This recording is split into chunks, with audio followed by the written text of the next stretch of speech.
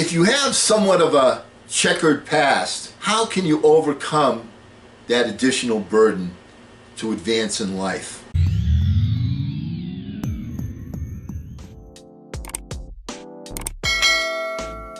Hello again, everyone. I'm Eli's dad from Project Eli, where we educate, we lead, and we inspire. And that's a question that I received from a lady named Robin Banks. Okay, Robin, let's go over this. Now, here's a key point. Actually, the steps that you want to take are not all that different from the steps that anybody has to take. You just have to focus on them a lot more. And I'm going to get a little help with your answer because I read an article right after I saw your question that kind of had a bunch of answers, and you know, I like to take the simplest road to the finish line, and this is kind of a simple road. And it's an article on success by a lady named Nandita, N-A-N-D-I-T-A. That was the name. There was no first and last name, just Nandita, sort of like Beyonce, okay, or Michael, all right? But anyway, I want to answer your question about overcoming a checkered past. And like, once again, it's the same. You're going to be using pretty much the same principles that somebody uses to drive their car and reach the finish line on the road to success. All right? The first one, introspection. You need to develop a habit of setting a time aside for introspection. You know, I always call that quiet thinking time. It helps to sync your plans and strategies with your changing expectations that you want to receive out of life.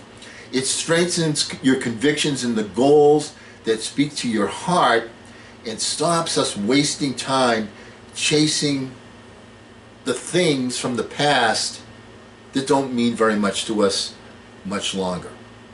All right, as an example, years ago, Eli was very much into lightsabers. I was pretty much guaranteed that at the age of 17, lightsabers are not at the top of his priority list. So everybody's priorities do change. That's a ridiculous example, but you get my point. Second thing, stay open to learning.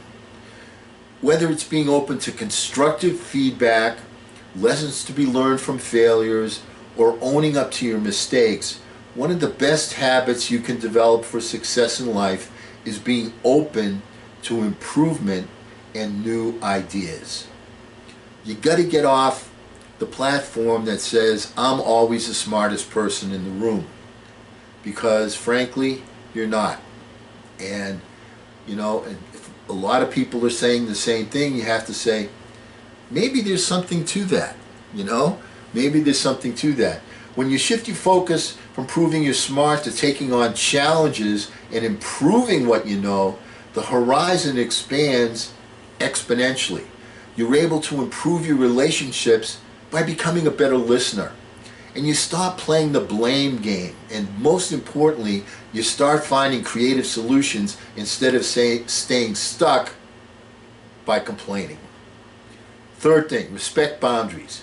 Create and maintain healthy boundaries by saying no to choices that aren't aligned with life goals and priorities. I can't say it any better than this, okay? One of the most successful investors in the world, Warren Buffett, says, and I quote, here's my quotes, "The difference between successful people and very successful people is that very successful people say no to almost everything. It simplifies your life and helps you stay focused on the things that truly matter. You have your vision, you have your goal, you have what you're going to do today, you have boxes to check off.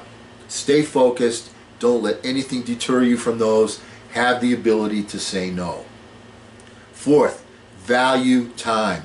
Stay disciplined with your time management by staying organized, prioritizing your tasks, your to-do list, so to speak, and by setting long-term goals that you can visualize and that you have the capability of chunking down into the smallest components. Fifth, take consistent action. Keep taking action even if it means doing things imperfectly. Stay willing to step out of your comfort zone and overcome the fear of failure if it helps keep the momentum going. Consistent action will take you much further than perfection, the perfect plan, the perfect time, the perfect conditions. Consistency proves how convinced you are of the values of the results that you're seeking. When you show up every day, results will start to show up for you. 6, choosing positivity. You know, there are some people that are positive, some people that are negative. You see one guy and you can't wait to go over and go, yo, what it is? And then you see somebody else and you can't wait to spin around and go in the other direction. They just carry an aura about them. But you know what the key thing about positivity is or negativity is? It's a choice. You choose whether you're going to be positive. How do you do that?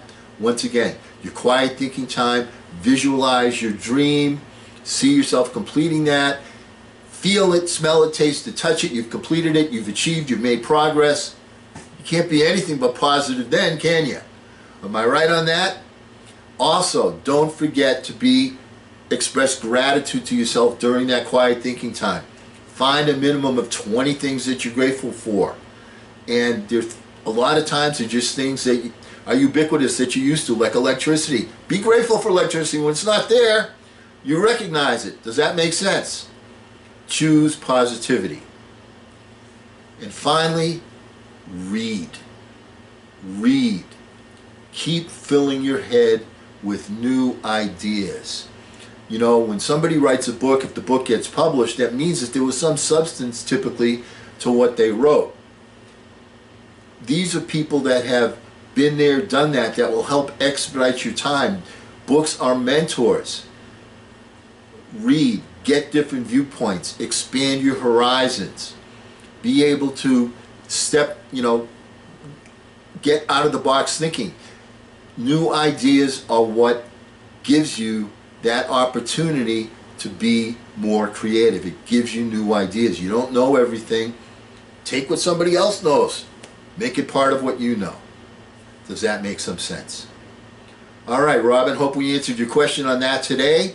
Once again, these things are not just for people that have a checkered past, but these are things that will help you reach the finish line on the road to success. And because we're never going to end a meeting on a philosophical note, let's get out there and charge! I'm Eli's dad.